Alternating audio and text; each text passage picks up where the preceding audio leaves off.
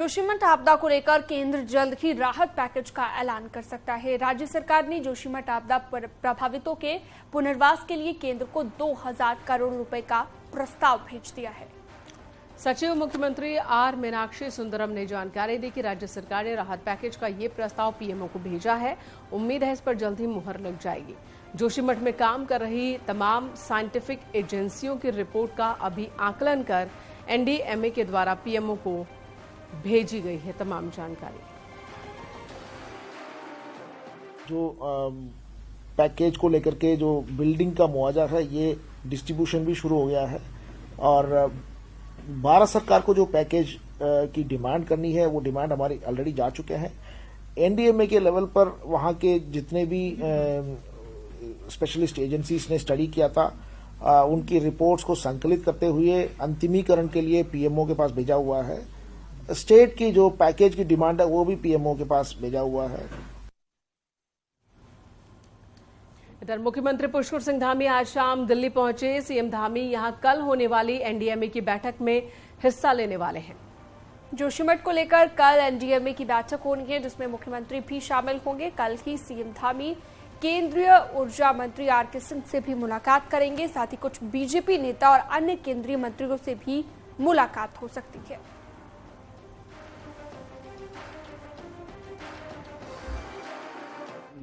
कल चूंकि एक तो एनडीएमए की बैठक है और उसके साथ साथ कल मुझे ऊर्जा से संबंधित कुछ हमारे उत्तराखंड राज्य के विषय हैं, उसमें माननीय ऊर्जा मंत्री जी से भी भेंट करनी है। धन्यवाद। जोशीमठ मामले के बाद आपदा प्रबंधन प्राधिकरण अब एक्टिव मोड में आ गया है। एक तरफ तो हिल स्टेशन की कैरिंग कैपेसिटी को भी स्टडी किया जा रहा है, तो वहीं दुनिया में अपनाई जा रही बेस्ट टेक्निक्स भी उत्तराखंड लाने की तैयारी चल रही है।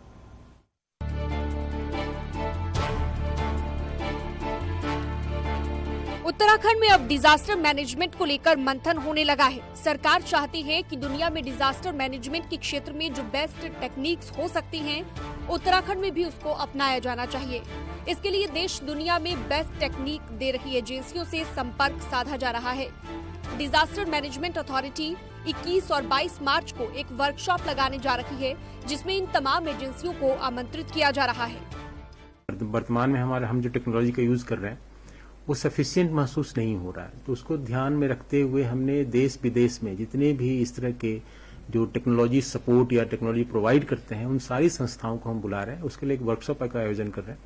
इसके अलावा पहाड़ के मुख्य शहरों की बेयरिंग कैपेसिटी पर भी काम शुरू कर दिया गया है जिसमें शहरों का मास्टर प्लान भी बनाया जा रहा है और हर शहर के लिए अलग नियम कायदे बनाने की भी तैयारी है। हर सिटी का एक मास्टर प्लान तैयार करें और हर सिटी का एक सेपरेट बायलॉज भी हो based on soil bearing capacity and other resources available, तो उस हिसाब से उनको करने के लिए कहा है। बाढ़, भूस्खलन, भूकंप, लैंडस्लाइड जैसी घटनाएं उत्तराखंड में अब आम हो गई हैं। आपदाओं को रोका नहीं जा सकता, लेकिन सरकार का ये मानना है कि बेस्ट मैनेजमेंट से इसके प्रभाव को कम जरूर किया जा सकता है। देहरादून से न्यूज 18 के लिए सुनील नवप्रभात की रिपोर्ट।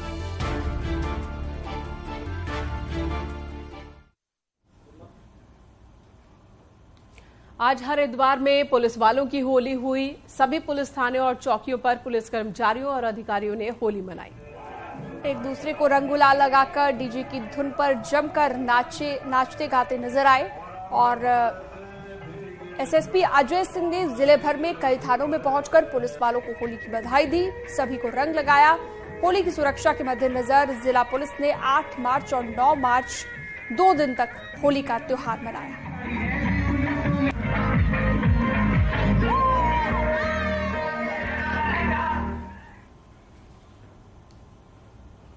वहीं रुड़की में भी पुलिस वालों ने खूब होली खेली है। यहां पर शहर और देहात के थानों में होली खेली गई।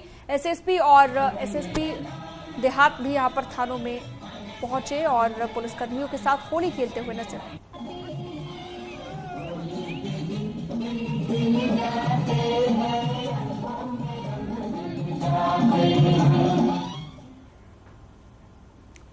इधर राजधानी देहरादून में मुख्य सड़कों पर मौजूद शराब की दुकानों को शिफ्ट करने को लेकर ट्रैफिक एसपी ने शासन और जिलाधिकारी को चिट्ठी लिखी है। एसपी ट्रैफिक का कहना है कि राजधानी देहरादून की मुख्य सड़कों पर शराब की दुकानें कहीं न कहीं जाम की वजह बन रही हैं।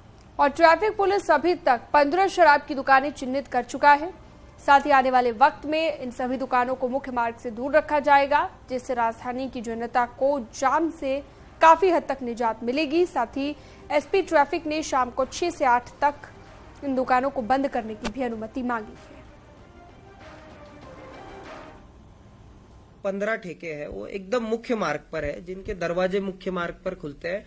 और बहुत जगह देखा जाता है कि जो पब्लिक खरीदने के लिए खड़ी है वो भी रोड पे ही खड़ी है, तो वो जो पब्लिक जिस गाड़ी से आ रही हो उसको लगाने के लिए तो कोई जगह का सवाल ही नहीं आता है।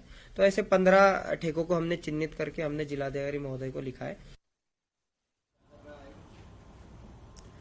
पिथौरागढ़ बेस हॉस्पिटल शुरू होने के लाख दावे किए जा रहे हैं, लेकिन जमीनी हकीकत बिल्कुल उलट है। ऊपर से अल्मोड़ा से 12 डॉक्टर्स के नहीं आने पर बेस अस्पताल शुरू होते ही वेंटिलेटर पर नजर आ रहा है।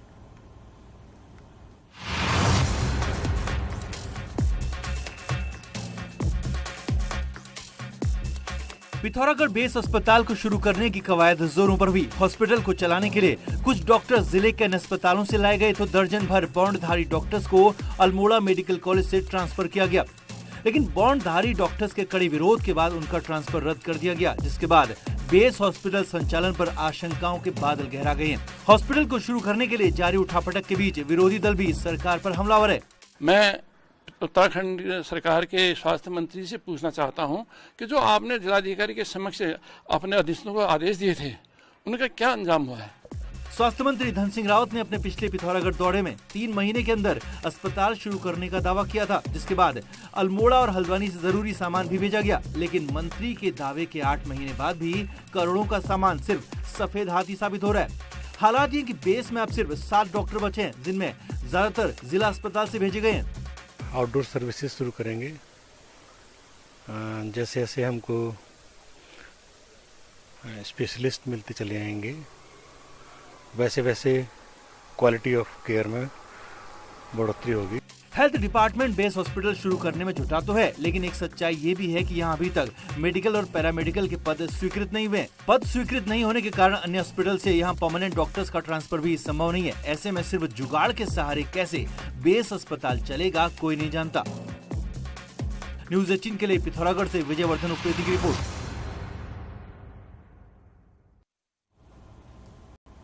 गर्मियों में पीक सीजन में बिजली की संभावित किल्लत को लेकर उत्तराखंड होमवर्क में जुट गया है और इसके लिए सीएम पुष्कर सिंह धामी शुक्रवार को अधिकारियों के साथ एक बार फिर दिल्ली में मीटिंग करने वाले हैं। शुक्रवार शाम को 5:30 बजे मुख्यमंत्री की केंद्रीय ऊर्जा मंत्री के साथ मीटिंग रहेगी और इस मीटिंग में मुख्यमंत्री सेंट्रल पुल से उत्तराखंड को अतिरिक्त बिजली की मांग रखेंगे। दरअसल हाल ही में केंद्र ने मार्च तक का 300 मेगावाट बिजली का कोटा उत्तराखंड को मिला था, लेकिन राज्य को इसके बाद भी अतिरिक्त बिजली की आवश्यकता होगी। केंद्र सरकार के पास सेंट्रल पूल में बिजली, अतिरिक्त बिजली रखी जाती है, जिसको समय समय पर डिफरेंट स्टेट्स के जो मांग है उसको इवैल्यूएट करते हुए टेम्परेरी एलोकेशन किया जाता है। तो उसके तहत 31 मार्च तक का एलोकेशन हमें मिला है। तो 31 मार्च के बाद आगे भी हमको जरूरत होगी, क्योंकि हमारे लिए जो सबसे बड़ी प्रॉब्लम है कि हमारे गैस बेस्ड पावर प्लांट जो है वो चल नहीं पा रहे हैं।